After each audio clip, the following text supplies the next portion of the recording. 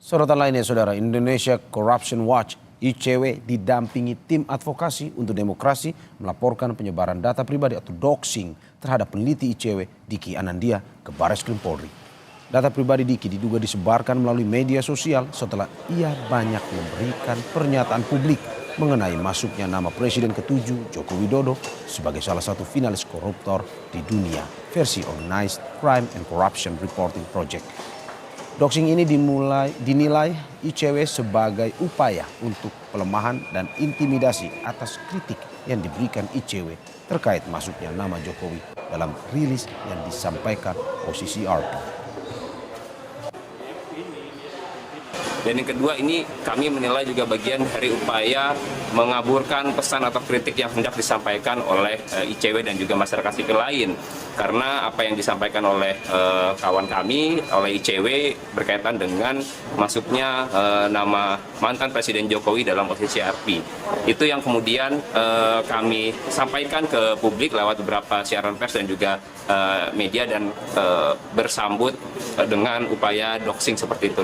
Sekjen PDI Perjuangan Hasto Kristianto pertama kalinya diperiksa penyidik dengan status tersangka. Hasto diperiksa selama kurang lebih 3 jam. Senin siang 13 Januari, Hasto diperiksa sebagai tersangka dalam 2 kasus, yaitu dugaan suap kepada Wahyu Setiawan dan perintangan penyidikan Harun Masiku. Dengan didampingi tim kuasa hukumnya yang juga Ketua DPP PDI Perjuangan Roni Talapesi, Hasto menyampaikan siap untuk memberikan keterangan sebaik-baiknya sesuai kebutuhan tim penyidik.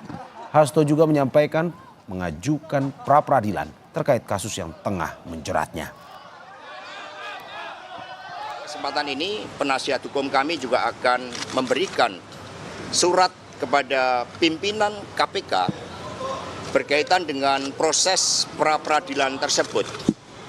Apakah surat yang kami sampaikan tersebut nantinya berkaitan dengan pemeriksaan saya akan tetap dilanjutkan atau pimpinan KPK mengambil suatu kebijakan untuk mengikuti seluruh proses pra-peradilan?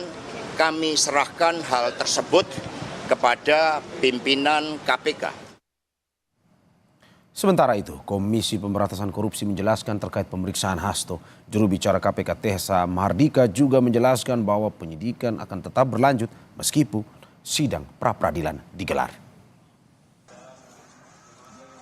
Permohonan sudah diterima, tetapi tanggapan dari KPK itu ditolak. Ya, karena proses peradilan itu merupakan satu ranah tersendiri, ya, dan proses penyidikan itu ranah tersendiri. Jadi ini tidak bisa dicampurkan, tidak bisa disatukan.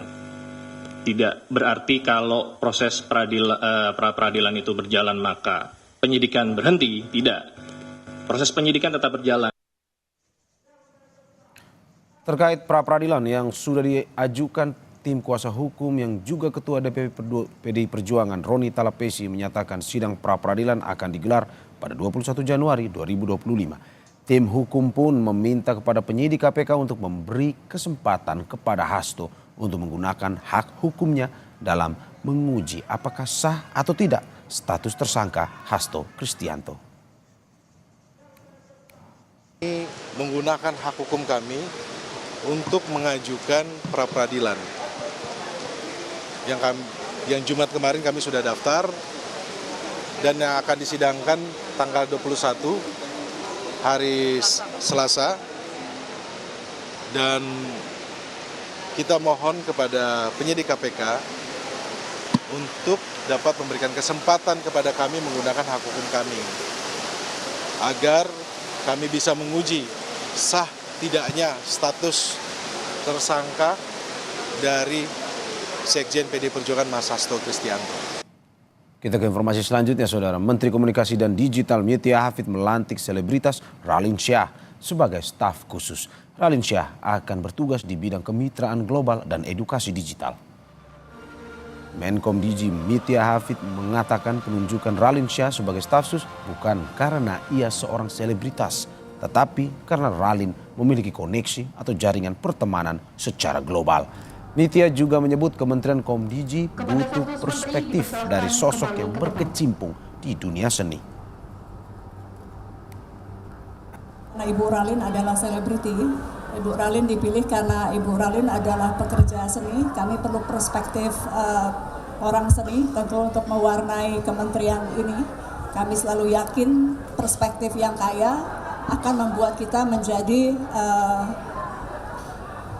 kaya juga dalam menjalankan ide-idenya gitu ya. Jadi seluruh perspektif itu ingin kita masukkan kepada kantor ini dalam rangka membuat kebijakan yang inklusif.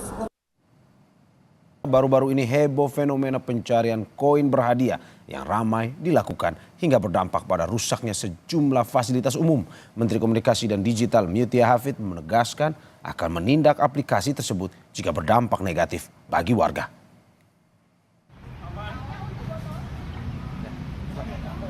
Viral di media sosial, warga berburu koin berhadiah yang disediakan oleh aplikasi Jagad. Fenomena berburu koin Jagad ini telah terjadi di sejumlah kota besar seperti Jakarta, Bandung, Surabaya, dan Bali. Koin Jagad disebar di sejumlah tempat seperti taman. Aplikasi Jagad membuat challenge koin Jagad di mana pengguna bisa mendapatkan informasi keberadaan koin dengan salah satunya mengajak teman untuk daftar aplikasi dan mencari koin bersama. Ada 3 jenis koin Jagad yang bisa diburu pengguna, yakni koin bronze, silver, dan gold. Tiap koin memiliki nilai yang berbeda-beda. Koin bronze bernilai sekitar Rp300.000 hingga Rp1.000.000. Koin silver bernilai Rp10 juta, dan koin gold bernilai Rp100 juta. Pengguna bisa mengumpulkan koin-koin itu dan kemudian menukarkannya menjadi uang. Tiap koin yang ditemukan bakal memiliki kode unik. Pengguna bisa memasukkan kode unik itu di aplikasi untuk menukarkannya dengan uang. Sayangnya, aksi berburu koin ini berdampak pada rusaknya sejumlah fasilitas umum.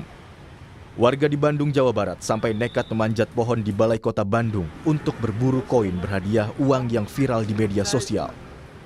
Tak hanya itu, warga juga mencari koin di tepi jalan selama kurang lebih 4 jam. Tak hanya di Bandung, warga di Surabaya, Jawa Timur juga ramai-ramai berburu koin Jagad di Tugu Pahlawan. Pencarian koin ini dilakukan warga sampai ke tempat tersempit hingga merusak tanaman. Pihak Dinas Infokom Kota Surabaya menilai fenomena pencarian koin Jagad ini membahayakan anak-anak dan bisa merusak fasilitas publik. Koin mas, ngikutin yang viral-viral itu mas. Sudah dapat mas selama itu? Saat ini belum dapat sih mas, cuman lagi booming aja jadi pengen ikutin tren-tren saat ini aja mas.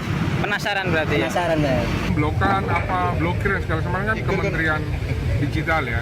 Kita hanya di sini hanya minta operator untuk supaya coba memperhatikan fasilitas umum dan mungkin keselamatan anak-anak muda yang cari di mana tiba-tiba dia konsentrasinya ini kena kecelakaan atau apa.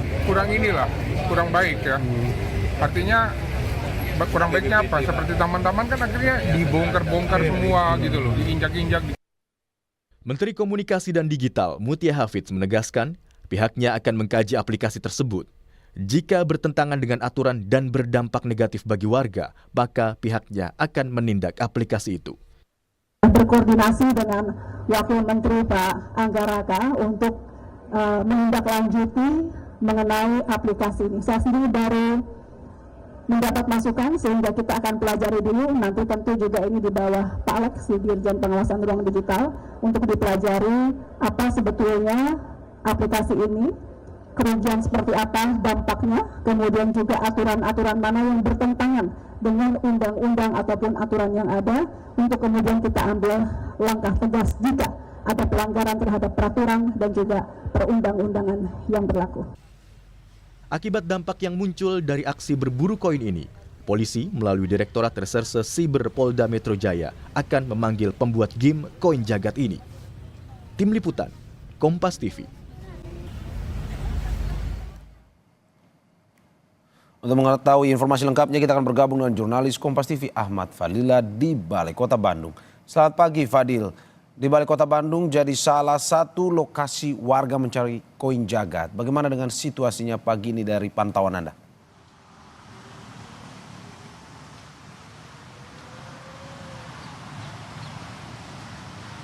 Ya, baik Mario dan saudara, memang betul Taman Balai Kota Bandung menjadi salah satu tempat lokasi di mana fenomena koin jagat ini viral di Kota Bandung. Sehingga memang Mario, pantauan saya di pagi hari memang kondisi di Taman Balai Kota ini belum nampak adanya pemain dari aplikasi jagat ini, sehingga terpantau memang di Taman Balai Kota ini memang masih terpantau sepi. Sehingga memang Mario, fenomena koin jagat ini menjadi ramai perbincangan di Kota Bandung ini dikarenakan warga antusias mencari koin yang disediakan oleh aplikasi jagat ini, dikarenakan apabila mendapatkan koin tersebut bisa menghasilkan uang dari ratusan ribu hingga ratusan juta rupiah. Tetapi memang Mario, dampak dari aplikasi jagat ini merusak sejumlah taman di Kota Bandung, mulai dari Taman Wali Kota Bandung,